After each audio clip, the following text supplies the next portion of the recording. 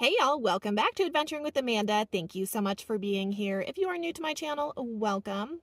In this video, I am talking to you about how I find my free campsites. Now, I posted a video, a long version of this, about a couple months ago, probably when I was up in the Payson area. In that video, I talk about how I find my free campsites, and I also drive and I'm physically finding campsites in that video while explaining what I'm doing. So if you want a more in-depth look at my process, I highly recommend that video. I will put the link in the description and I'll pin a comment too, why not? But this is a shortened version of how I find free campsites. So like this video. I hope it's helpful. Let's jump right in. Thankfully today in the world of technology, it is actually very easy to find free campsites. Now in the past I have used two apps, iOverlander and Campendium. But now Campendium, as of about 2 months ago, has become a part of the website called Road Trippers.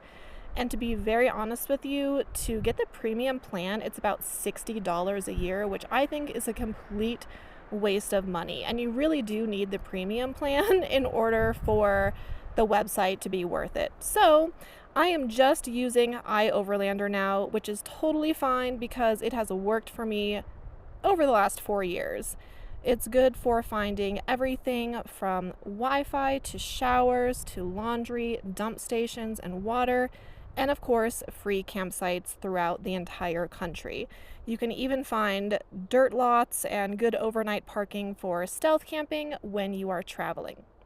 But the first thing I will do is I will pull up iOverlander and I will simply go to the area that I want to camp in. I have a visual of the Flagstaff area so you can kind of see what iOverlander looks like, but it will essentially put pins on your map that are contributed by other people who use the app. So it's a great way to find exactly what you're looking for and at least to steer you in the right direction. And sometimes I don't find my exact campsite location from iOverlander, but it gets me to an area where I can further scout out. I can do the same thing with Google Maps. If I get to a general vicinity, I can essentially drive, find forest roads, and see what works out well for me. iOverlander is also great because it has lots of filters, so you can decide what you want to see on the map. I like to see campgrounds, free camping, showers, and water in particular when I'm using iOverlander. But I also really like to use Google Maps, especially when I am camping in national forest, because I know that unless there are signs posted that say that there's no camping allowed, I can camp in national forest for free for 14 days. So I will get to an area, like I said, via iOverlander, via Google Maps and GPS, and then sometimes I will just drive. I will look on my maps to see where the forest roads are, which direction they go, and that's essentially it. That's how I find my campsites.